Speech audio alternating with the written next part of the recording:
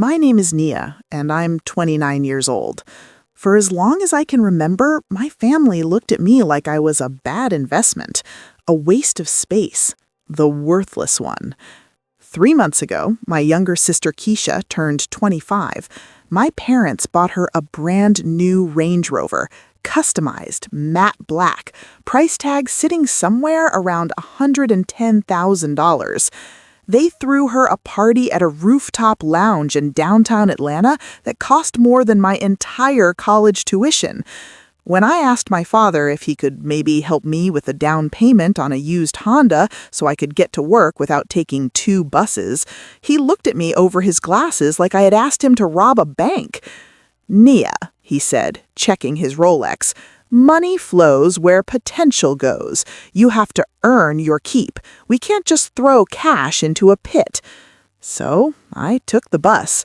I sat in the back, watching Keisha post stories on Instagram of her new leather seats captioned "Daddy's Girl." I didn't think justice existed in the Okoro household. I thought I would spend the rest of my life watching them eat steak while I scrapped for crumbs. But then, my grandfather, the man who built our family's dynasty from dirt, passed away. And when his attorney, Mr. Banks, opened that leather portfolio to read the will, the silence in the room was so loud you could hear a heartbreak. Before I tell you about the moment Keisha's face cracked like a dropped mirror, I need you to understand how we got there. This is where the story truly begins. Before we dive in, what time is it where you are? Which country are you watching from? Leave a comment and let me know. And please hit that like button and subscribe to become part of the Family Fractures community for more inspiring stories. It really started when I was a kid. In our community, and definitely in the Okoro family, image is everything. You have to look the part, act the part, and be the part. Keisha came out of the womb ready for a magazine cover. She had the perfect curls, the loud laugh, the personality that filled up a room. She was the miracle baby, born 4 years after me when my parents thought they were done. Me, I was quiet. I was dark-skinned, skinny, awkward, and I liked to draw in sketchbooks rather than dance for company. My mother, Patricia, was a socialite who ran half the charity boards in the city. She treated Keisha like a doll and me like the box the doll came in. "Fix your hair, Nia," she'd snap before church. "Why can't you smile like your sister? You look so miserable all the time." I wasn't miserable. I was just lonely. While Keisha was getting specialized acting lessons and modeling coaches at age 7, I was in my room, teaching myself how to paint. I remember one Christmas vividly. I was 12. Under the tree, there were 12 boxes for Keisha. Designer clothes, the newest gaming system, jewelry. For me, there were 2, a set of school uniforms and a Bible. "We want to make sure you stay focused," my father, Marcus, said, patting my shoulder heavily. "Keisha needs things for her public image. You need to focus on your grades. You're going to need them." The implication was clear. Keisha was going to marry rich or be famous. I was going to have to work until I dropped just to survive. They were investing in the asset. I was the liability. I internalized that. By the time I was 29, I was working as a graphic designer for a small startup, barely making rent on a studio apartment that smelled like old onions, while Keisha was influencing from the pool house of my parents' mansion. She didn't have a job. Her job was being Keisha. My parents paid her credit cards, her car note, her vacations to Tulum and Dubai. But there was one person who didn't buy into the hype. Grandpa Ezekiel. He was my father's dad, a man who came from Nigeria with nothing and built a chain of hardware stores that turned into a real estate empire. He was scary to most people. Big voice, walked with a cane that he used to point at people when he was making a point. But he saw me. When family dinners turned into the Keisha show with everyone clapping because she managed to drink water without spilling it, Grandpa Ezekiel would catch my eye from the head of the table. He wouldn't smile, but he'd wink, just once, a tiny acknowledgement that he knew this was nonsense. He fell sick about 6 months ago. It was aggressive. The family went into crisis mode, not about his health, but about the legacy. My father spent days at the hospital, not holding his hand, but whispering with doctors and financial advisors. My mother started planning the funeral before he had even taken his last breath, worried about who would sit where and which caterer to use. Keisha visited him exactly once. She took a selfie holding his frail hand, posted it with the caption, "My heart is breaking, pray for us," and then left to go to a brunch party. I went every day after work. I'd take the bus across town, sit by his bed, and read to him. Sometimes I'd just sketch him while he slept. One evening, about a week before the end, he woke up while I was drawing. His voice was rough, like gravel mixing with sand. "Nia," he rasped. "I'm here, Grandpa." He reached out, his hand shaking, and grabbed my wrist. His grip was surprisingly strong. "They don't know you," he whispered. "They look, but they don't see. But I see." "It's okay, Grandpa. Rest." "I have been watching," he said, his eyes intense, staring right into my soul. "I have been watching for a long time, and I made sure the scale is balanced." I didn't know what he meant then. I thought it was the medication talking. I just squeezed his hand and told him I loved him. He died 4 days later. The funeral was exactly what you'd expect. A fashion show. My mother wore a hat so big it had its own zip code. Keisha cried loudly in the front row, dabbing her eyes with a lace handkerchief, looking perfectly tragic. I stood in the back, numb, feeling like the only anchor in my life had been cut loose. But the grief hadn't even settled before the greed set in. The very next morning, my father was on the phone with Mr. Banks, Grandpa's longtime attorney. "We need to expedite the reading," I heard him say from the kitchen. "There are assets that need to be managed, properties that need oversight." He hung up and looked at my mother. "It's time. The empire comes to us now. And Keisha will finally have the funding to launch her fashion line properly." Keisha squealed, "I'm going to be a CEO, Daddy." "Yes, you are, baby girl. Yes, you are."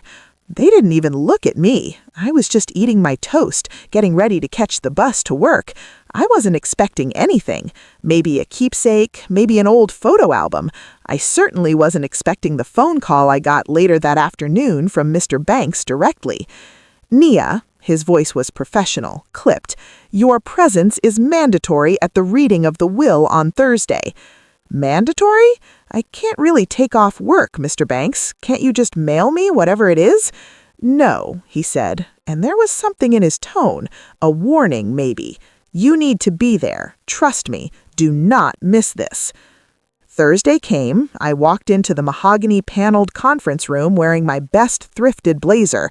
My parents and Keisha were already there, looking like they owned the building. My father was relaxed, leaning back in his chair. My mother was scrolling on her phone. Keisha was filing her nails. Mr. Banks walked in, carrying a thick file. He sat down, adjusted his glasses, and looked around a table. His eyes lingered on me for a second longer than everyone else. Then he opened the folder. Ezekiel was a precise man. He updated his will 3 weeks before he passed. My father frowned. Updated? He didn't mention that to me. He wanted it to be accurate to his final wishes. Shall we begin? My father nodded, impatient. Let's get on with it. The house, the business accounts, the liquid assets. Mr. Banks cleared his throat. To my son, Marcus, and his wife, Patricia, my parents leaned forward, eyes hungry, ready to feast. But what Mr. Banks said next made the air leave the room so fast I thought I might suffocate. This is where the ground started to shift, and nobody at that table was ready for the earthquake that was coming. "To my son Marcus and his wife Patricia," Mr. Banks read, his voice steady as a heartbeat, "I leave the deed to the Buckhead estate. It is yours, free and clear." My mother let out a breath she must have been holding for 20 years. A smile spread across her face, the kind of smile a shark gives before it bites. "Finally," she whispered, squeezing my father's arm. "Secure." But Mr. Banks wasn't finished. He didn't even look up. This is where the story truly begins. Before we dive in, what time is it where you are? Which country are you watching from? Leave a comment and let me know. And please hit that like button and subscribe to become part of the Family Fractures community for more inspiring stories. However, Mr. Banks continued, and that one word hung in the air like a guillotine blade. The Okoro Family Trust, which has historically covered the property taxes, the landscaping crew, the private chefs, and the utility bills for said estate, is hereby dissolved effective immediately. The maintenance of the lifestyle you have become accustomed to will now be your sole financial responsibility. The smile slid off my mother's face like grease. My father sat up straight, his face turning a shade of ash gray. "Excuse me?" he stammered. "Banks, do you know what the property tax alone is on that house? It's over $40,000 a year, plus the staff, the upkeep. We can't sustain that without the trust dividends." "Then perhaps," Mr. Banks said, finally looking up over his spectacles with eyes as cold as ice, "you should consider downsizing. Your father felt that if you are truly the successful socialites you claim to be, you should have no trouble paying your own light bill." I bit the inside of my cheek to keep from laughing. I had to look down at my lap. For years, they had lectured me about earning my keep while living entirely on Grandpa's dime. The irony was delicious. "This is outrageous." My father slammed his hand on the mahogany table. "What about the business, the liquid assets? I'm the heir to the throne, Banks. Read that part. I'm taking over as CEO, right? Once I have control of the company accounts, the house bills won't matter." Mr. Banks slowly turned a page. The sound of the paper crinkling was the only noise in the room. "Regarding Okoro Enterprises," Mr. Banks read, "my son Marcus has never shown an aptitude for hard work, only for spending the fruits of mine. Therefore, I leave him a fixed annuity of $80,000 per year, contingent upon him stepping down from the board of directors immediately. He is to have 0 voting power and 0 operational control." 80,000? My father stood up, his chair screeching against the floor. That's poverty. That's an insult. I can't live on that. I spend that on cars in 6 months.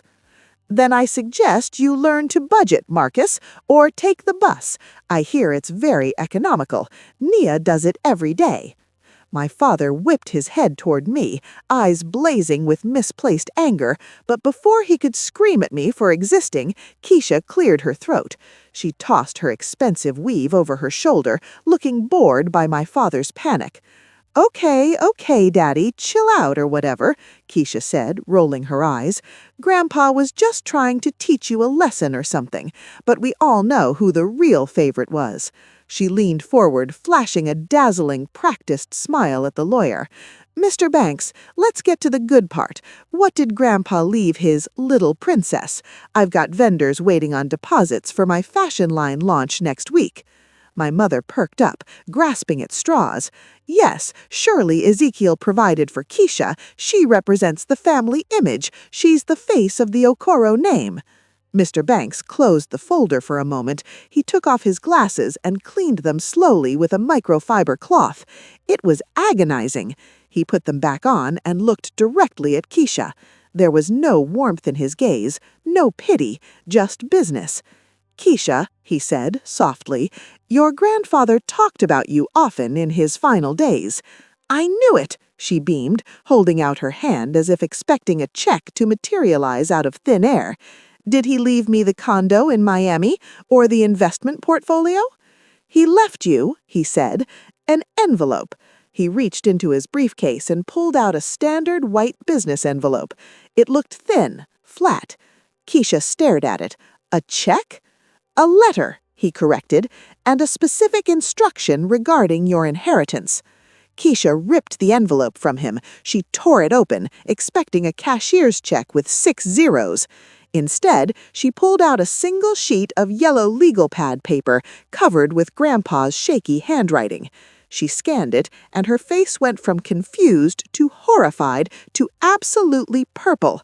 "What is this?" she screamed, her voice cracking. "Is this a joke? The gift of reality? What does that even mean?" "It means," Mr. Banks said, opening the folder again, "that your grandfather left you the sum of $1. $1? Keisha screamed. "And," Mr. Banks raised a finger, "a one-way bus ticket to the city center, along with an application form for an entry-level position at the hardware store he started 50 years ago. He wrote here, 'If you want to be a CEO, you start where I started, sweeping the floors.'" My mother gasped, clutching her pearls for real this time. "You can't be serious. Keisha, working manual labor? She's a brand." "She's broke," Mr. Banks corrected. The room erupted. My father was shouting about contesting the will, Keisha was literally hyperventilating, and my mother was sobbing about how they would look to their friends at the country club. I sat there, frozen. If my parents got nothing and Keisha got nothing, then where did the millions go? Who got the company? Who got the portfolio? Mr. Banks slammed his hand on the table, silencing them all. "Sit down," he commanded. "We are not finished. There is one beneficiary remaining, the one Ezekiel designated as the sole heir to the Okoro dynasty." My father stopped shouting. He looked around the room, confused. "Who? There's no one else. Unless, did he have a secret child?" Mr. Banks turned his eyes toward the end of the table, toward the corner where I was sitting, trying to make myself invisible like I had done for 29 years. "Nia," Mr. Banks said. My father laughed, a short bark of a laugh. "Nia? Don't be ridiculous. Nia is Nia." Mr. Banks didn't smile. He looked at me with a level of respect I had never seen from anyone in a suit before.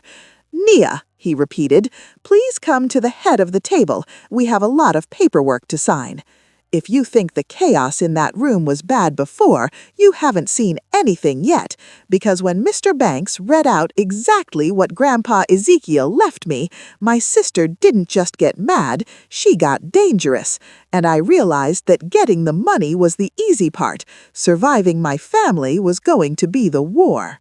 I stood up. My legs felt like jelly, trembling so bad I had to grab the edge of the mahogany table just to keep from falling over. The walk from the cheap seats in the corner to the head of the table where Mr. Banks sat felt like walking a mile underwater. My father was staring at me with his mouth slightly open, like he'd never seen me before. My mother looked like she was trying to solve a complex math equation in her head and failing. "Sit, Nia," Mr. Banks said, gesturing to the big leather chair, Grandpa's chair. I sat. The leather was cool against my back. For the first time in my life, I was looking down the table at my family. This is where the story truly begins. Before we dive in, what time is it where you are? Which country are you watching from? Leave a comment and let me know. And please hit that like button and subscribe to become part of the Family Fractures community for more inspiring stories. "This is a mistake," my father finally choked out, finding his voice. "Banks, seriously, Nia? She's a graphic designer. She draws cartoons. She doesn't know the first thing about running an empire. This has to be a clerical error. Dad was on heavy meds at the end. He probably got the names mixed up." "Ezekiel was of sound mind and body," Mr. Banks shot back, his tone sharp enough to cut glass. "And he was very specific. Nia doesn't just get the money, Marcus. She gets the power." He turned to me and started reading the list. And let me tell you, I almost passed out. "To my granddaughter Nia, I leave 60% of the voting stock in Okoro Enterprises. This gives her controlling interest in the board. I leave the entire commercial real estate portfolio valued at roughly $45 million. I leave the Miami condo," Keisha let out a small, strangled whimper, "and the private investment accounts." Mr. Banks slid a heavy binder across the table toward me. In short, Miss Okoro, you are now the principal owner of everything your grandfather built. Your father's annuity, you sign the checks. Your mother's house maintenance, you approve the budget. Keisha's future employment at the hardware store, you are technically her ultimate boss. The silence that followed was heavy. It was thick. You could have cut it with a knife. Then my mother laughed. It was a nervous, high-pitched sound. She stood up and rushed over to me, wrapping her arms around my shoulders. I smelled her expensive perfume, Chanel No. 5, bought with money she apparently no longer had. "Oh, praise God!" she exclaimed, squeezing me tight. "Marcus, don't you see? It doesn't matter whose name is on the paper. We are a family. Naya is a sweet girl. She knows who took care of her all these years. She's not going to let her parents starve, and she certainly isn't going to let her sister scrub floors. Naya, Davy, tell Mr. Banks to cut the checks. We have bills to pay." I looked at my mother. I looked at the woman who criticized my hair, my clothes, and my career every single day for 29 years. The woman who forgot my high school graduation because she was busy planning Keisha's Sweet 16. "Took care of me?" I asked quietly. "Of course, darling. We raised you." "You raised me to be invisible," I said, my voice gaining a little strength. "You told me I was a bad investment." My mother's smile faltered. "Oh, Naya, stop being dramatic. That was just tough love. We wanted you to be independent, and look, it worked. Now just sign the transfer papers to your father so he can handle the business side. You don't want that stress, honey. You can go back to your drawing." She reached for the pen in Mr. Banks' hand and tried to put it in mine. She was trying to bulldoze me, just like she always did. But before I could take it, Keisha slammed her hand on the table. She wasn't smiling. She wasn't crying anymore either. Her face was twisted into something ugly, something raw. "You think you're special?" Keisha hissed, leaning down so her face was inches from mine. "Because Grandpa's senile and gave you the keys? You're nothing, Naya. You're the ugly duckling. You're the shadow. You wouldn't know how to spend $1 million if it fell on your head. You're going to run this family into the ground." "Keisha," Mr. Banks warned, "sit down." "No," Keisha screamed, spinning around. "It's mine. It was supposed to be mine. I'm the one who looks the part. I'm the star. She's just the help." She grabbed the glass of water sitting in front of me and threw it. The water splashed all over the legal documents. It dripped off the edge of the table onto my lap. "Keisha!" my father yelled. Mr. Banks stood up, looking furious. "That is enough. One more outburst and I will have security remove you from this building." Keisha was breathing hard, her chest heaving. She glared at me with pure hate.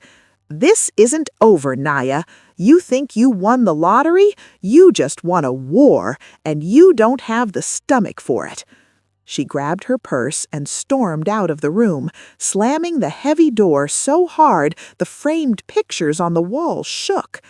My mother looked at me, then at the door, torn between chasing her golden child and sucking up to her new bank account. Greed won. She stayed put. "She's just upset, honey," Mom said, patting my wet shoulder with a napkin. "She's under a lot of pressure. You know how sensitive artists are." "She's not an artist, Mom," I said, wiping the water off the binder. "She's unemployed." I looked at Mr. Banks. "What do I need to sign to make sure they can't touch a dime without my permission?" My father's face went pale. "Naya, wait." "Show me where to sign," I said firmly. I signed the papers, I took the keys, I walked out of that office a multi-millionaire, leaving my parents arguing with the lawyer about how they were going to pay for parking. But Keisha was right about one thing. It wasn't over. That night, I went back to my tiny apartment. I was exhausted. I just wanted to sleep. I unlocked my door, stepped inside, and flipped on the light switch. Nothing happened. I tried again. Darkness. Then I smelled it. Smoke. I rushed to the kitchen. My sketchbook, the one with all my designs, my portfolio, the only drawings I had of Grandpa, was sitting in the middle of the stove in a metal pot. It was a pile of ash. And on the fridge, carved into the paint with a key, was a single word: unworthy. I knew who did it. She had a key because my mom insisted I give her one for emergencies. I stood there in the dark, smelling the burnt remains of my hard work, and I realized this wasn't just about money anymore. Keisha wasn't just going to sue me, she was going to try to destroy me. But she made one mistake. She burned the old Naya's things. The new Naya? She had the resources to burn back. I pulled out my phone. It was time to make my first executive call. And trust me, nobody in the Okoro family was going to sleep well tonight. I stood in my kitchen, the smell of burnt paper filling my lungs. My sketches, years of work, were gone.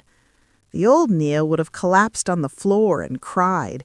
The old Nia would have called Mom, begging for sympathy, only to be told I was overreacting.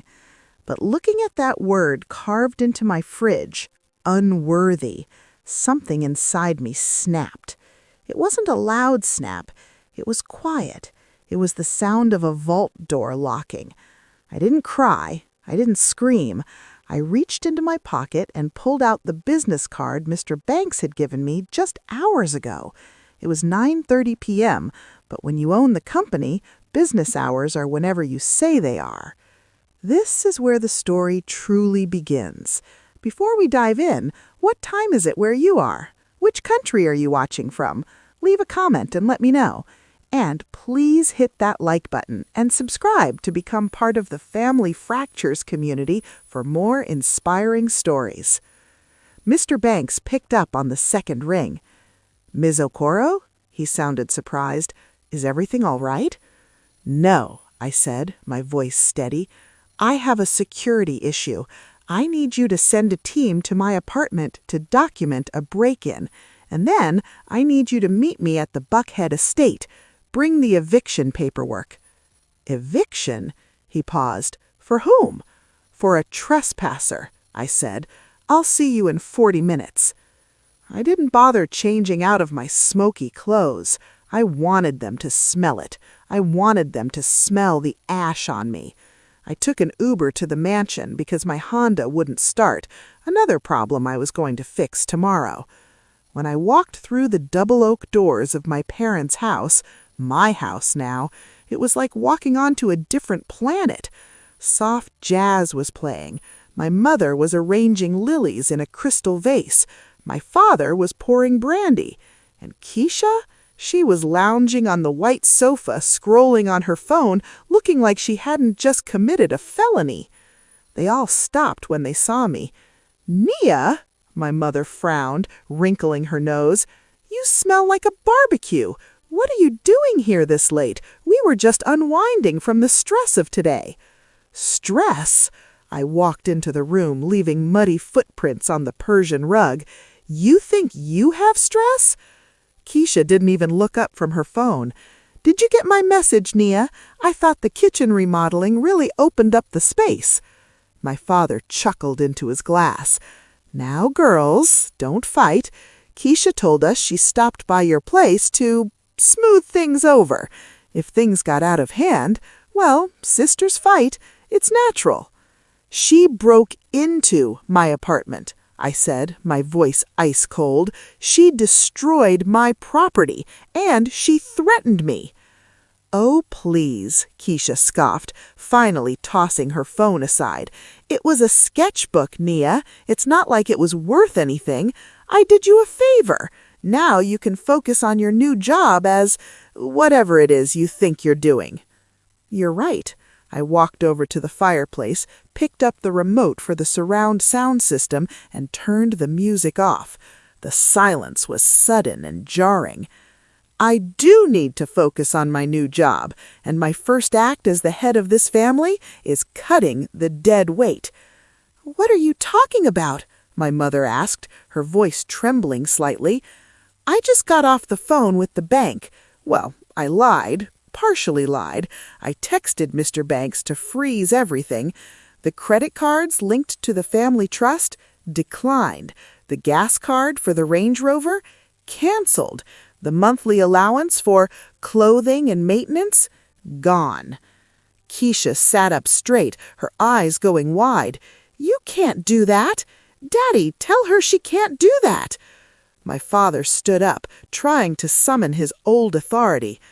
"Nia, this is ridiculous. You can't just cut off your sister's resources. How is she supposed to live?" "She can work at the hardware store," I repeated Grandpa's words. "I hear they're hiring sweepers." "I am not sweeping floors," Keisha shrieked, standing up to face me. "I am a brand. I have followers. I have a reputation." "You have nothing." I stepped closer to her. "You have a car you can't gas up, a closet of clothes you can't replace, and a sister who just filed a police report for breaking and entering." The color drained from my mother's face. "Police? Nia, you wouldn't arrest your own sister. Think of the scandal. Think of the neighbors." "I don't care about the neighbors, Mom. I care about the fact that you raised a criminal and called her a queen." I turned to Keisha. "You have until tomorrow morning to get your things out of the pool house. If you're still here by noon, I'm having the locks changed and your stuff put on the curb." "You can't kick me out," Keisha yelled, tears of rage starting to stream down her face. "This is my house, too." "Actually," a deep voice came from the doorway. We all turned. Mr. Banks was standing there, holding a briefcase, looking like the Grim Reaper in a tailored suit. "Actually, legally, the estate belongs to the trust, and Nia controls the trust. She can evict anyone she pleases." Keisha looked at Mr. Banks, then at our parents, and finally at me. She realized for the first time in her life that crying wasn't going to fix this. Her face twisted. It wasn't sadness anymore. It was pure venom. "Fine," she whispered. She wiped her face, smearing her makeup. She walked up to me, close enough that I could feel her heat. "You want to play the boss. Fine. Keep the money. Keep the house. But you forgot one thing, big sister." She pulled out her phone and held up the screen.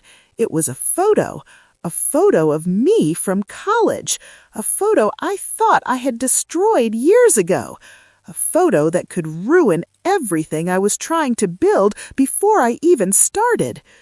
"Grandpa left you the company," Keisha smiled, and it was the scariest thing I'd ever seen.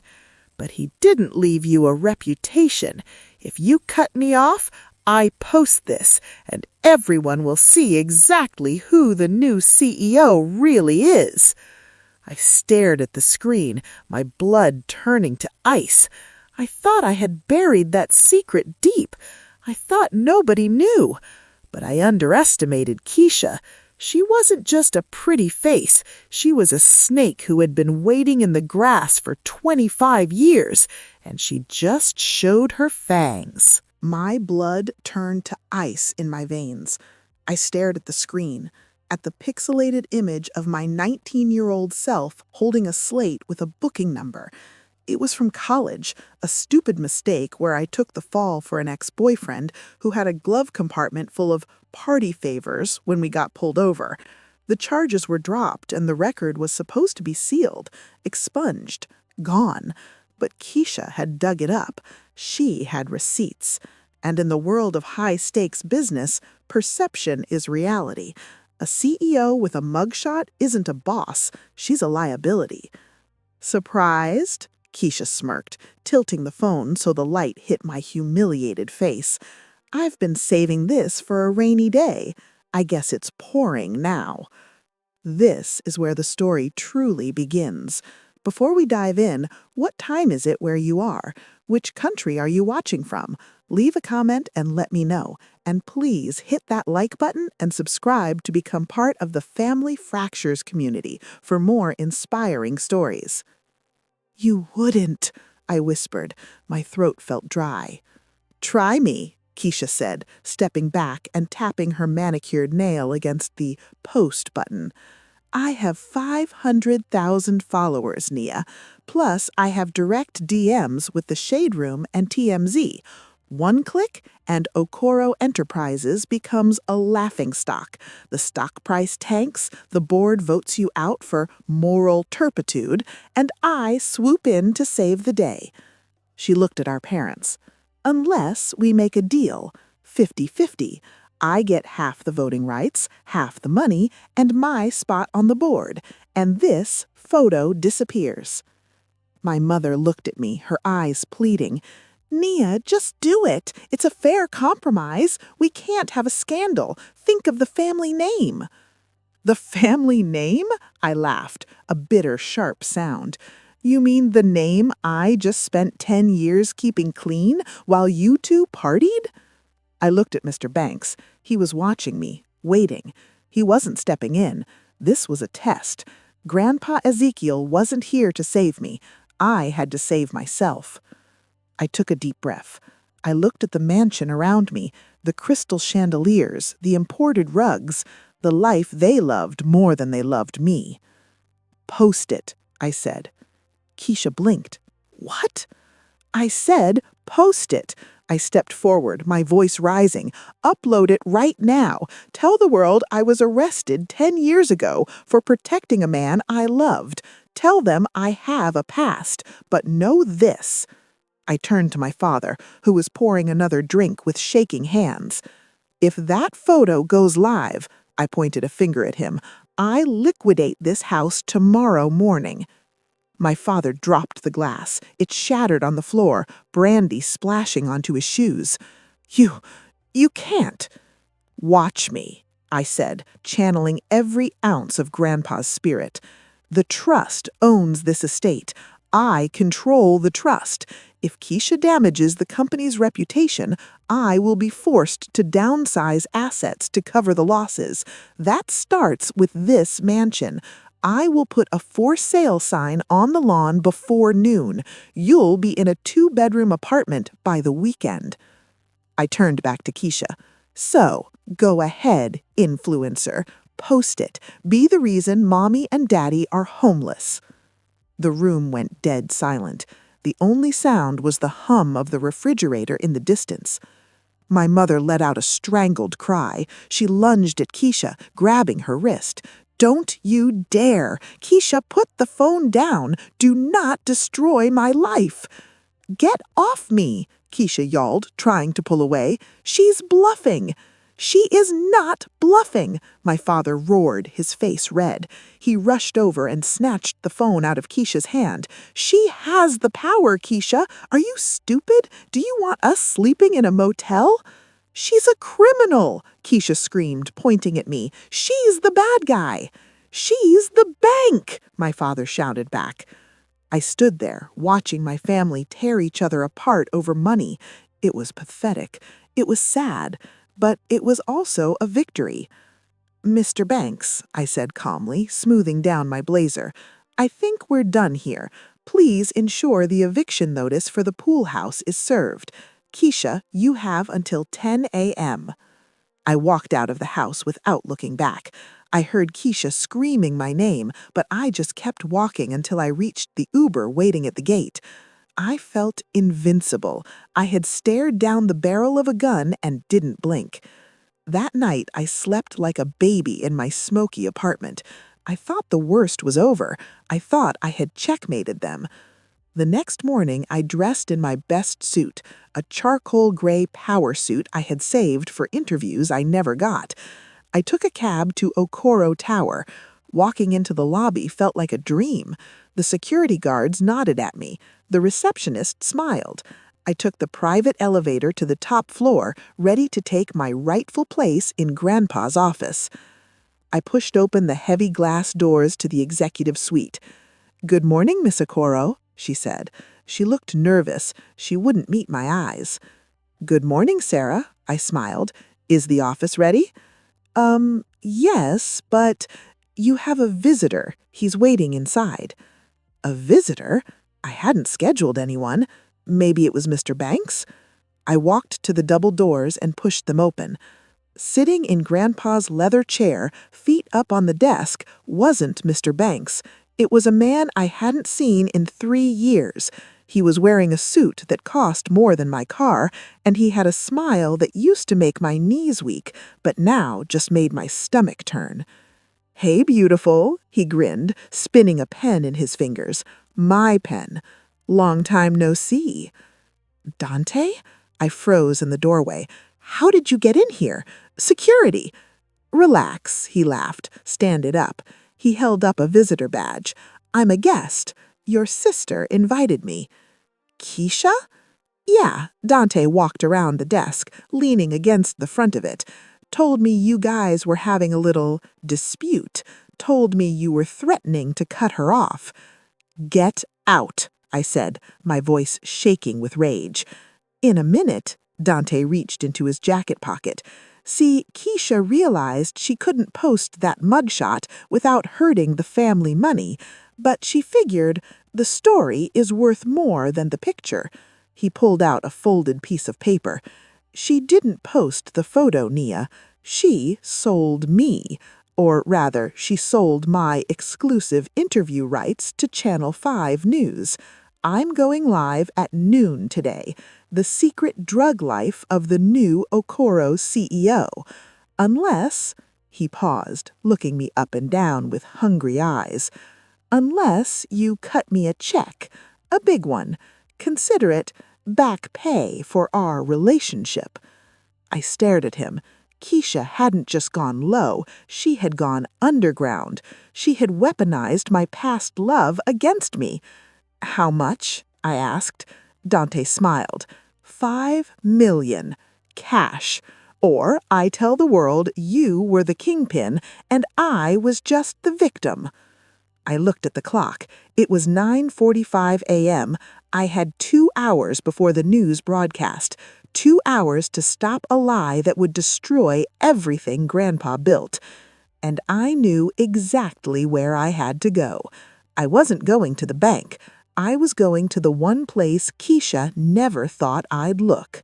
$5 million, I repeated, staring at Dante.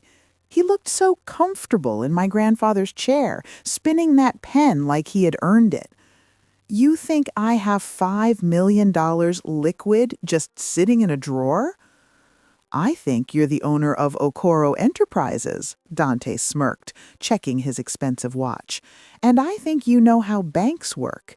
You have," he glanced at the clock, 1 hour and 45 minutes before I go live. I'd suggest you start making calls." I looked at him, really looked at him, for the first time in years. I didn't see the charming boy I fell for in college anymore. I saw a desperate man, and desperate men make mistakes. "I need to make a withdrawal," I said coldly. "Wait here." "Don't try to run, Nia," Dante called after me as I turned to leave. "My guys are outside, and Channel 5 is on speed dial." I didn't answer. I walked out past a confused Sarah, took the elevator down to the parking garage, and got into my beat-up Honda. It wheezed when I started it, a stark contrast to the millions I supposedly controlled. I didn't drive to the bank. I didn't drive to the police station. I drove to the South Side. This is where the story truly begins. Before we dive in, what time is it where you are? Which country are you watching from? Leave a comment and let me know. And please hit that like button and subscribe to become part of the Family Factures community for more inspiring stories. I pulled up to a small yellow house with peeling paint and a porch that leaned to the left. It was the only place Keisha would never, ever step foot. She called this neighborhood the Trenches. I called it Miss Odessa's house. Dante's mother was sitting on the porch swing, snapping peas into a bowl. She looked up when I slammed my car door, her eyes narrowing through her glasses. When she saw it was me, her face softened, then hardened again with shame. "Nia," she said, not getting up, "I wondered if you'd come." "Miss Odessa?" I walked up the steps. "Is he staying here?" "You know he is," she sighed, wiping her hands on her apron. "Came back 3 weeks ago, broke, talking big game about some come-up he was working on. I didn't know the come-up was you until I saw him on the phone with your sister last night." My heart stopped. "You heard them?" "Walls are thin, baby girl. I heard everything." She shook her head, looking disgusted. "I raised him better than this. Extortion? Blackmail? That ain't the way." "Miss Odessa, he's going to destroy my life in an hour. He wants $5 million." She let out a dry laugh. "$5 million? That boy owes folks all over town. If he gets $5 million, he'll be dead by sunset." She stood up slowly, her knees popping. "I can't stop him, Nia. He's grown and he's foolish, but—" She reached under the porch swing and pulled out a dusty, taped-up shoebox. "He left this here when he went to jail the first time. Told me to burn it if he never came back. I never did. I'm a hoarder, you know that." "What's in it?" "The truth," Miss Odessa whispered, "about that night 10 years ago, the night you got arrested." I frowned. "I know the truth. He had drugs in the glove box. I took the rap." "Open it." I sat on the creaky porch step and tore the tape off. Inside were old burner phones, some cash, and a notebook. I picked up the notebook. It was a ledger. Dante used to keep track of his sales. I flipped to the date of my arrest, November 14th, 2014. There was an entry. "Job complete. Package planted in glove box, 9 p.m. Police tip called at 9:15 p.m. My hand started shaking. Package planted? I looked at the line next to the payout. It wasn't a standard sale. It was a payment received. Client? K. Okoro. Payment $5,000. The world tilted on its axis. I felt sick, physically sick.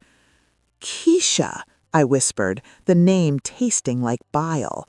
"It wasn't an accident. We didn't just get pulled over." "She paid him," Miss Odessa said softly, her hand on my shoulder. "Your sister paid my son to plant those drugs in your car and call the cops on you. She wanted you to have a record. She wanted to make sure you could never outshine her." Tears pricked my eyes, but they weren't sad tears. They were angry tears, hot, burning lava tears. For 10 years I had carried the shame of that night. I had let my parents look down on me. I had let Keisha treat me like the black sheep. And the whole time she was the architect. "She ruined my life for $5,000. I said, standing up. I clutched the notebook to my chest like a shield. "She tried to," Miss Odessa corrected. "But look at you now. You're the CEO. Now you go handle your business, baby girl, and tell my son, tell him if he's not out of your office in 20 minutes, I'm calling his parole officer myself." I hugged Miss Odessa so hard she squeaked. "Thank you. I promise I'll make sure you're taken care of." "Just get him," she said fiercely. I drove back to the tower like a woman possessed. I ran red lights. I didn't care. I had the smoking gun. I checked the time, 11:45 a.m., 15 minutes. I stormed through the lobby, ignoring the security guard who tried to wave at me. I sprinted to the elevator. The numbers ticked up agonizingly slow. 30, 40, 50. When the doors opened, I didn't walk. I marched. Sarah stood up, looking terrified. "Miss Okoro, he's setting up a camera in there. He's on a video call." I kicked the double doors open. Bam! Dante jumped. He was sitting at the desk, phone propped up on a stack of books, checking his lighting. He looked at me and grinned. "Just in time," he clapped his hands. "3 minutes to showtime, Nia. Did you bring the check, or am I introducing the world to Nia the narc?" I walked up to the desk. I didn't say a word. I slammed the notebook down in front of him, open to the page. November 14th, 2014. "What is this?" Dante frowned, looking at the page. Then his eyes went wide. His smug smile vanished. "Where did you get this?" "I visited your mother," I said, my voice deadly calm, "and she says hello to Keisha." Dante looked at the book, then at his phone, then at me. He started to sweat. "This proves nothing," he stammered, but his voice cracked. "It proves conspiracy." I leaned over the desk, getting right in his face.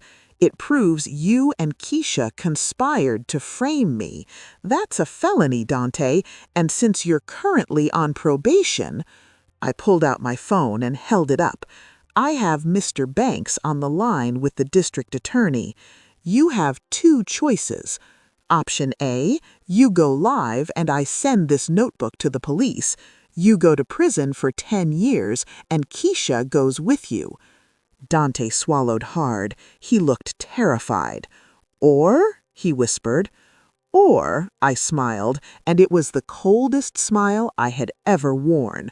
"Option B. You turn that camera on, you go live, but you don't talk about me." "What do I talk about?" "You tell the truth," I said.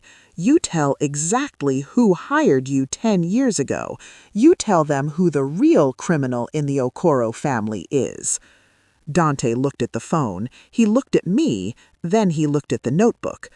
"She'll kill me," he whispered. "I'll bury you," I countered. "Choose." Dante reached for the phone. He hit go live. The red light blinked on. "Hey, everyone," Dante said, his voice shaking. "I have a story to tell you, and it's not about Nia Okoro." I stood back, crossed my arms, and watched as Dante began to speak. He was about to burn Keisha's world to the ground, and he was using her own matches to do it. But I wasn't just watching him. I was watching the door, because I knew the second Keisha saw this notification pop up on her phone, she was coming, and she wasn't coming to talk. The red live light on Dante's phone was the brightest thing in the room. It blinked like a heartbeat, steady, rhythmic, and dangerous.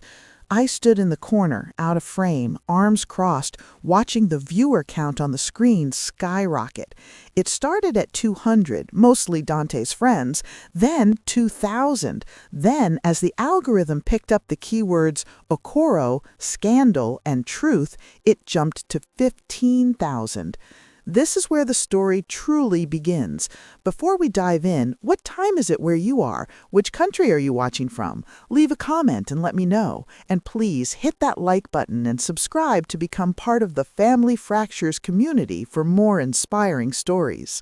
"My name is Dante Jones," Dante said to the camera, his voice shaking just a little. He wiped sweat from his forehead. "And for the last 10 years, I've let you all believe a lie. You all know Nia Okoro. You know her mugshot. You think she's the black sheep. You think she's a criminal." He paused, looking down at the notebook I had slammed on the desk. He swallowed hard. "But the drugs weren't hers," he continued, gaining confidence, "and they weren't mine either. I was paid to put them there. I was hired to ruin an innocent girl's reputation so her sister could shine a little brighter." The comment section on the screen was moving so fast it was a blur of emojis, skulls, fire, and shocked faces. "Wait, what? Keisha's sister? No way! Keisha is an angel! Spill the tea!" The person who hired me, Dante said, looking directly into the lens, is Keisha Okoro. She paid me $5,000 on November 14th, 2014. I have the receipts. I have the ledger. She wanted Nia out of the way so she could be the only heir. I watched the chat shift instantly. The internet is a fickle beast. One minute they love you, the next they are sharpening the pitchforks. Hashtag cancel Keisha started trending in the chat. She framed her own sister? That's evil. I'm unfollowing right now. Then I saw the notification I was waiting for. A banner dropped down at the top of the screen. Keisha O. Official has joined the live. She was watching. Dante saw it too. He leaned in. "Hi, Keisha. I see you're here. You told me last night to get my money from Nia. Well, I'm getting something better. I'm getting my conscience back." That was the match in the powder keg. Not 30 seconds later, I heard it, the ding of the elevator down the hall, then the sound of heels clicking furiously against the marble floor, fast, angry, like gunshots. Use the element of surprise, they say, but Keisha never had impulse control. The double doors to the executive suite flew open so hard they bounced off the walls. Keisha stood there. She looked deranged. Her designer wig was slightly crooked, her chest was heaving, and she was clutching her phone like a weapon. "You liar!" she screamed, her voice cracking. "Shut it off! Shut it off right now!" Dante didn't move. He didn't turn the camera off. He just sat there. Keisha stormed into the room, ignoring me completely, marching straight for Dante. "How much did she pay you?" Keisha shrieked, grabbing the corner of the desk. "I paid you $5,000 to keep your mouth shut. I paid you to ruin her, not me, you ungrateful street rat." The room went silent. Even Dante looked shocked that she had just admitted it so loudly. I stepped out of the shadows. "Did you catch that, guys?" I asked, my voice carrying clearly to the microphone. Keisha spun around, eyes wide. She looked at me, then at the phone propped on the books. She looked at the red blinking light. It's still on?" she whispered. "Live to 40,000 people," I pointed to the screen, "and you just confirmed everything Dante said. I paid you to ruin her. Your words, Keisha, not mine." Keisha's face turned a color I had never seen before, a mix of gray and green. She lunged for the phone, trying to knock it over, trying to kill the feed.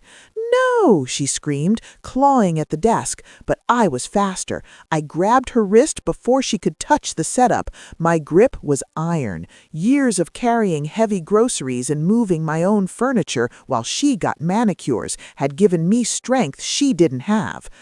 "Don't," I said low in her ear. "You're already the villain, Keisha. Don't become a violent one."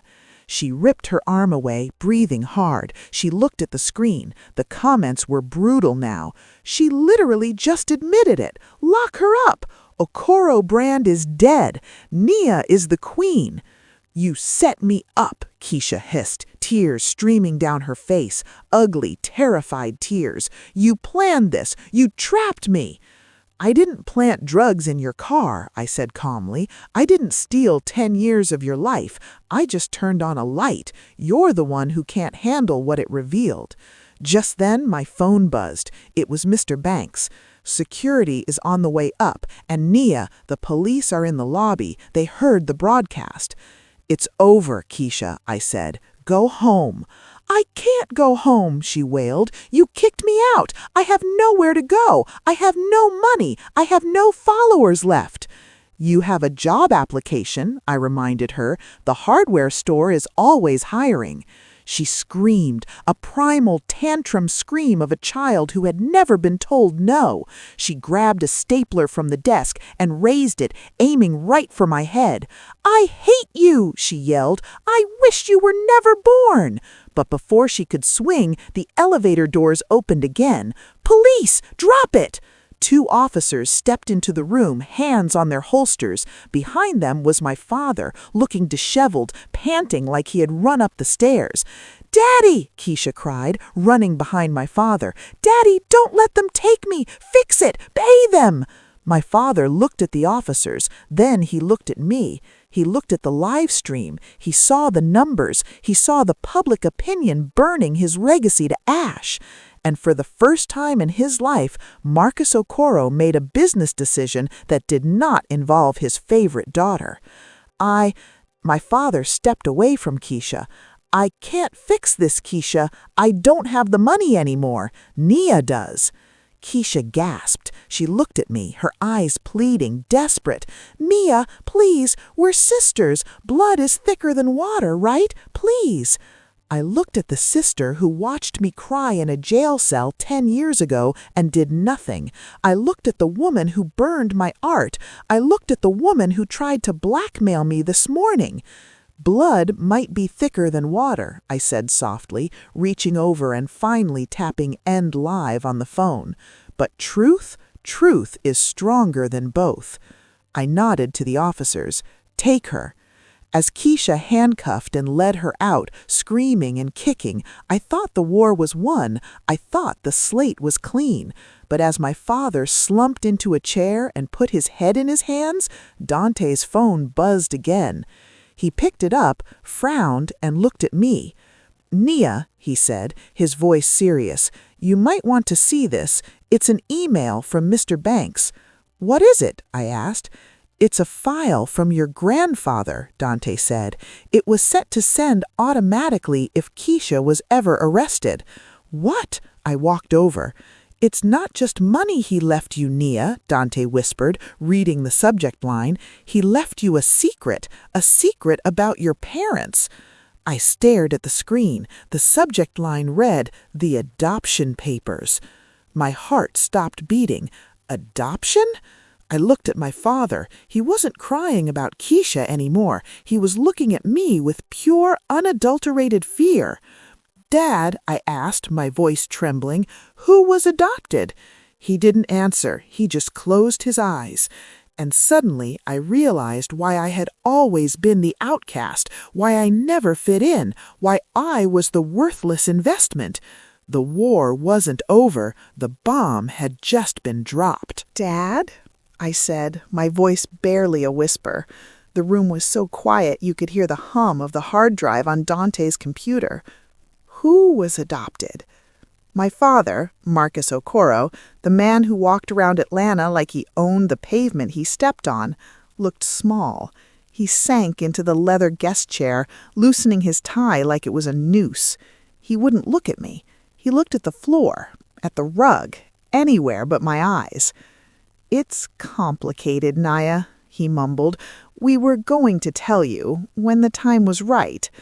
I'm 29 years old, I shouted, slamming my hand on the desk. When was the time going to be right? When I was in a retirement home? This is where the story truly begins. Before we dive in, what time is it where you are? Which country are you watching from? Leave a comment and let me know. And please hit that like button and subscribe to become part of the Family Fractures community for more inspiring stories. Dante cleared his throat awkwardly. He was still holding the phone, scrolling through the PDF file Grandpa had sent from the grave. Naya, Dante said softly, you need to see this. It's a birth certificate and a bank statement from 1998. I walked around the desk and looked at the screen. There was a scanned document, a birth certificate for a baby girl named Nia Williams, born to Sarah and David Williams. Who were they? I asked, feeling lightheaded. Your parents, my father said, his voice cracking. Your real parents. They were friends of mine from college, good people, successful people. They died in a car accident when you were 2. I stared at the names, Sarah and David, not Patricia and Marcus. My entire identity, everything I thought I knew about my bloodline was a lie. But why? Why adopt me just to treat me like garbage? Why bring me into a home where I was constantly told I wasn't good enough? Keep scrolling, my father whispered, closing his eyes. Just get it over with. Dante scrolled to the next page. It was a bank statement, a trust fund set up. Beneficiary, Naya Williams. Trustee, Marcus Okoro. Starting balance, $5.2 million. The air left my lungs. $5 million. In 1998. With interest, that would be worth... I couldn't even do the math. They left you everything, my father said, finally looking up. His eyes were wet, but I didn't feel sorry for him. I felt sick. David was an inventor. He held patents. When they died, you were the sole heir. I was named your legal guardian and the trustee of your estate until you turned 25. $5 million, I repeated. I had $5 million. We were struggling, Naya. My father stood up, his voice rising in a pathetic defense. Grandpa Ezekiel's hardware stores were failing in the 90s. We were about to lose the house. We were about to lose everything. And then you got you. And the money, I finished for him. We meant to pay it back. We borrowed a little to save the business, then a little more to renovate the house. Then Patricia wanted to get into the socialite circle, and that cost money. And then Keisha was born, and she demanded so much. I looked at him with pure disgust. The puzzle pieces slammed into place. They didn't hate me because I was ugly. They hated me because I was a walking, talking reminder of their theft. Every time they looked at me, they saw the girl they were robbing blind. You called me a bad investment, I said, my voice shaking with rage. You told me I was worthless my entire life, but I was the bank. I was the one funding the trips to Dubai. I was the one paying for Keisha's acting classes. I paid for the Range Rover. You raised us, Naya, my father shouted, desperate now. You gave us a roof over our head. You fed us. You fed me crumbs from a loaf of bread I bought. You stole my inheritance to spoil your biological daughter, and then you had the nerve to make me feel like a burden. You gaslighted me for 29 years. It was an investment strategy, he stammered. We put the money into Okoro Enterprises. Technically, the company grew because of your money. That's why Grandpa gave it all to you in the will. He found out, Naya. About 5 years ago, he audited the books. He found the transfers. And he didn't tell me? He wanted to protect the family name, my father said. He made me step down from the CEO role privately. That's why I haven't really worked in years. He held it over my head. He said when he died, he would make it right. He gave you the company because you literally paid for it. I looked at Dante. He looked horrified. Even Mr. Banks, who I assumed knew some of this, had been quiet on the phone line, probably listening to a confession he could use in court. So let me get this straight, I said, walking closer to my father. Keisha framed me for drugs because she was jealous. You and Mom emotionally abused me because you were guilty. And my inheritance from Grandpa isn't a gift, it's a refund. Naya, please. My father reached out to grab my hand. We're still family. We can work this out. Now that Keisha is away and you have the company, we can start over. I can guide you. Don't touch me. I pulled back. You're not my father. You're my accountant, and a corrupt one at that. I turned to Dante. Send that file to my personal email and send a copy to the district attorney. Naya, no! My father dropped to his knees, literally, on the floor in his expensive suit paid for with my dead parents' money. You can't send me to jail. I'm an old man. Your mother, she wouldn't survive it. You didn't care if I survived prison when Keisha framed me, I said, cold as ice. You were ready to let me rot to protect your image.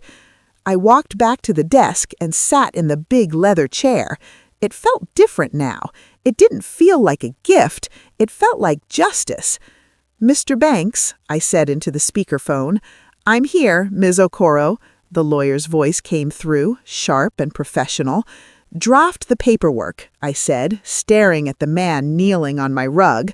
"I want full forensic accounting done on my trust fund from 1998 to present, every dime Marcus and Patricia spent. And once we have the total, yes, I want to press charges for embezzlement and grand larceny." My father wailed. It was a guttural, ugly sound. He put his head on the carpet and sobbed. "But before I sign those papers," I said, looking down at him, "I have one question that will decide if you sleep in a cell tonight or in a motel." My father looked up, hope flickering in his tear-filled eyes. Anything, Naya." "Where are they buried?" I asked, "my real parents, Sarah and David." My father's face went pale, paler than before. He opened his mouth, but no sound came out. "Marcus," I warned, "where are they buried?" They aren't buried, Naya." I frowned. "Cremated?" "No," he whispered, and the room started to spin again. They aren't dead." I froze. Dante froze. The whole world stopped. "What?" I breathed. "We lied," my father sobbed. "We lied about the car accident. They didn't die. They went away." "Went away? Where?" He looked at me, and I saw a level of deception that I didn't think was humanly possible. "They're in prison, Naya," he whispered, "life without parole, for a crime they didn't commit. And the person who put them there was Grandpa Ezekiel." I felt the floor drop out from under me. My parents were alive, in prison, and my grandfather, the only person who ever showed me love, the man who just left me an empire, was the villain who put them there? I grabbed the desk to steady myself. This wasn't just a fractured family anymore. This was a crime syndicate, and I was the new boss. "Get out," I whispered to my father. He scrambled up and ran. I was left alone with Dante and a ghost of a grandfather who suddenly looked a lot more like a monster. I had the money. I had the power. I had the truth about my adoption. But now I had a new mission. I had to find Sarah and David, and I had to find out what Grandpa Ezekiel really did to build this empire. But I had no idea that digging up that grave was going to unleash something that would make Keisha's little drug stunt look like child's play. My grandfather wasn't a hero. He was a pirate in a three-piece suit. I sat in that leather chair, the one I had worshipped as a throne of wisdom, and realized it was actually a crime scene. My father, my fake father, had confessed that my real parents, Sarah and David, were rotting in a cell for a crime they didn't commit. And the man who put them there was the same man who just left me an empire. I looked at Dante. He was pale, scrolling through the rest of the file on his phone. "Naya," he whispered, "you need to see the rest of this. Grandpa Ezekiel didn't just frame them, he stole their life's work." This is where the story truly begins. Before we dive in, what time is it where you are? Which country are you watching from? Leave a comment and let me know. And please hit that like button and subscribe to become part of the Family Fractures community for more inspiring stories. "What do you mean?" I asked, walking over to him. "Look," Dante pointed to a scanned blueprint. "It's a patent dated 1997, the Williams Smart Lock System. It's the technology that Okoro Enterprises uses in every single security system we sell. It's our flagship product. It made the company billions." I stared at the name on the patent. David Williams. My real father invented the tech that built the Okoro fortune. Grandpa Ezekiel didn't invent anything. He stole it, framed the inventors, adopted their orphan to hide the evidence, and then grew rich off their genius. I need to go, I said, grabbing my purse. I need to see them. Naya, it's a maximum security prison 3 hours away, Dante said. You can't just walk in. I'm the CEO of Okoro Enterprises, I said, channeling a cold fury I didn't know I had. I can go anywhere I want. I took the company helicopter. I didn't care about the cost. I landed in a field outside the Macon State Penitentiary. Walking through those gates, hearing the heavy metal doors slam shut behind me, felt like walking into a tomb. The air smelled like bleach and misery. I sat in the visitation room. It was cold, separated by thick glass. After 20 minutes, the door on the other side opened. A woman walked in. She was wearing a faded gray jumpsuit with a number on the chest. Her hair was graying, pulled back in a tight bun. Her face was lined with hardship, but her eyes were my eyes. She sat down, picking up the phone receiver slowly. She looked at me with zero recognition, just exhaustion. "Who are you?" she asked. Her voice was scratchy, like it hadn't been used in a long time. "I don't have a lawyer. I can't afford one." "I'm not a lawyer," I said, my hand trembling as I held the phone. "My name is Naya." Her eyes widened, just a fraction. She leaned forward, squinting through the scratched glass.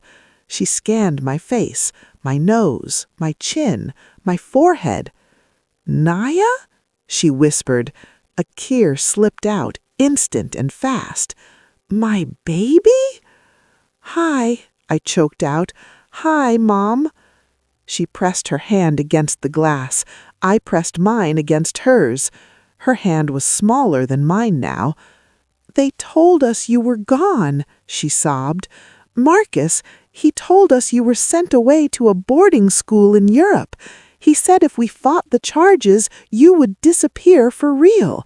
We pleaded guilty to save you." "What charges? What did Grandpa Ezekiel say you did?" Sarah's face hardened. The sadness turned to anger. "Arson and manslaughter.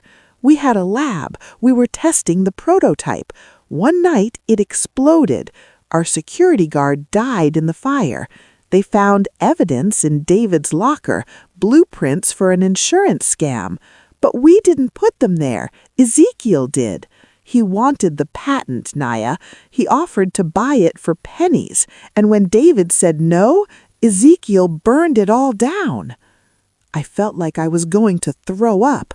My grandfather killed a man. He framed my parents, and he used the blood money to buy me clothes and send me to private school. "I can get you out," I said fiercely. "I have the evidence. Grandpa left it in a file. He kept everything, the original patents, the payoffs to the police, the emails setting up the fire. I have it all." Sarah looked at me, hope warring with fear. "If you release that evidence, do you know what happens?" "You go free," I said. "And Okoro Enterprises falls," she said. "The company is built on that stolen patent. If the truth comes out, the lawsuits will be in the billions. The stock will go to zero. The assets will be seized. You will lose everything, Naya. The money, the power, the house. You'll be poor, just like us." I sat back. She was right. I had just inherited a kingdom. I had the power to crush Keisha, to punish Marcus and Patricia, to live a life of luxury I had always dreamed of. But the price of that luxury was my parents' freedom. I could be the rich CEO with a dark secret, or I could be the broke daughter of free parents. "Where is David?" I asked, wiping her eyes. "He's in the men's unit. He kept hope, Naya. He always said the truth has a way of rising. He just didn't know it would be you." The guard tapped my shoulder. "Time's up." I stood up. I put my hand on the glass one last time. "I'm coming back," I promised, "and I'm not coming alone. I'm bringing a wrecking ball. I walked out of that prison into the bright sunlight, but I felt darker than ever. I pulled out my phone. Dante was waiting by the helicopter. "Did you see her?" he asked. "Yes." And I know what I have to do. I looked at my phone. I had the send button ready on the email to the DA. One click, that's all it took. One click to destroy a 50-year legacy. One click to turn my billions into dust. One click to free the people who loved me enough to go to prison for me. But just as my thumb hovered over the screen, my phone rang. It was Mr. Banks. "Naya," his voice was urgent, "don't do anything yet. I just found something else in the safe, a clause in the will. If you expose the company's crimes, there's a fail-safe." "What kind of fail-safe?" "A debt," Mr. Banks said. "Ezekiel took out a massive line of credit against the company in his final days. It's personally guaranteed by the CEO. If the company goes under because of criminal negligence, the debt falls on you." I stopped walking. "How much debt?" $200 million, Mr. Banks said. "If you leak that evidence, you won't just be broke, Naya. You will be in debt for the rest of your life. They will come for everything, your future earnings, your name, your freedom." I stared at the helicopter blades spinning.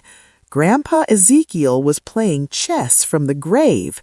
He gave me the choice: free my parents and destroy my own life forever, or keep the money and let them rot. He wanted to see if I was worthy, I whispered to myself. He wanted to see if I was like him or like them. I looked at Dante. I looked at the prison walls. I took a deep breath. "Mr. Banks," I said into the phone, "prepare the press conference. I'm not just leaking the evidence. I'm going to burn the whole thing down. And I know exactly how to dodge the debt." "How?" Mr. Banks asked, stunned. "Because I'm not going to be the CEO when the bomb goes off." I had one final move left, a move that would save my parents, destroy the fake family who abused me, and leave me standing in the ashes, free. But to do it, I had to make a deal with the devil. I had to make a deal with the one person who wanted the CEO title more than anything. I dialed the number. "Hello?" A tearful, angry voice answered from a holding cell. "Keisha," I said, "stop crying. I have a proposition. Do you still want to be the boss?" You won't believe what I offered her, and you definitely won't believe she said yes. I sat across from Keisha in the county jail visitation room. She looked terrible. Mascara running down her cheeks, hair a mess, wearing a jumpsuit that definitely wasn't Gucci. But the moment I laid the contract on the metal table, that old spark of arrogance came back, that hunger. "You want to give me the company?" Keisha asked, narrowing her eyes. "Why? You won. I'm in here, you're out there in the helicopter." "Because I'm tired, Keisha," I lied smoothly. "You were right. I'm an artist, not a shark. I can't handle the pressure. The board is eating me alive. I want out." I pushed the pen toward her. "I drop the charges for the drug framing and the blackmail. You sign this, and you become the sole CEO of Okoro Enterprises effective immediately. I walk away with nothing but my freedom." This is where the story truly begins. Before we dive in, what time is it where you are? Which country are you watching from? Leave a comment and let me know. And please hit that like button and subscribe to become part of the Family Fractures community for more inspiring stories. Keisha looked at the paper. She looked at me. She didn't see a trap. She saw a victory she thought she deserved. "I knew it," she smirked, snatching the pen. "I knew you didn't have the stomach for the big leagues. You were always weak, Naya." "Just sign, Keisha, before I change my mind." She signed. She signed her name with a flourish, pressing down so hard she almost ripped the paper. Keisha Okoro, CEO. There, she tossed the pen at me. Now get me out of here. I have a company to run. Mr. Banks will be here in an hour with your release papers, I said, standing up and taking the contract. Congratulations, Keisha. You finally got what you wanted. You are the face of the family now. I walked out of the jail. I didn't look back. I walked straight to my car where Dante was waiting with the laptop. Did she sign? He asked. She signed. I handed him the paper. She is legally the CEO. The personal guarantee for the debt, the liability for the safety violations, the responsibility for the stolen patents, it's all hers. I looked at the time. 2 p.m. Send it, I said. Dante hit enter. The email with 50 years of evidence, the arson, the framed murder of the security guard, the stolen technology, the payoffs, went to the district attorney, the FBI, and every major news outlet in Atlanta. I drove to the prison where my parents were held. By the time I parked, my phone was blowing up. But I wasn't watching the news. I was watching the gate. It took 3 days for the system to process the new evidence, but since I had provided the smoking gun that proved Okoro Enterprises, not Sarah and David Williams, was responsible for the fire, their convictions were vacated immediately. On Tuesday morning, the heavy iron gates opened. David walked out first, shielding his eyes from the sun. Then Sarah. They looked older, frailer, but when they saw me leaning against my beat-up Honda, they ran. We hugged in the middle of the parking lot, crying so hard we couldn't speak. For the first time in my life, I wasn't the other daughter. I wasn't the backup plan. I was home. "You did it," my dad whispered into my hair.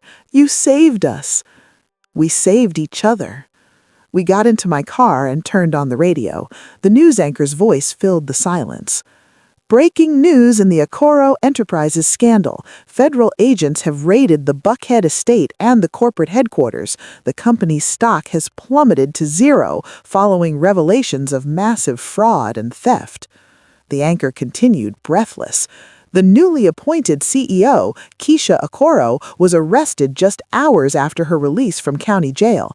Authorities say she is personally liable for a $200 million default triggered by the criminal investigation. Both Marcus and Patricia Okoro are also in custody, facing charges of embezzlement and accessory to fraud. I turned the radio off. My parents looked at me. "You gave it all up," my mom said softly. "The billions, the house.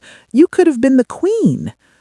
"I gave up a cage," I said, driving us towards the highway. "A golden cage is still a cage."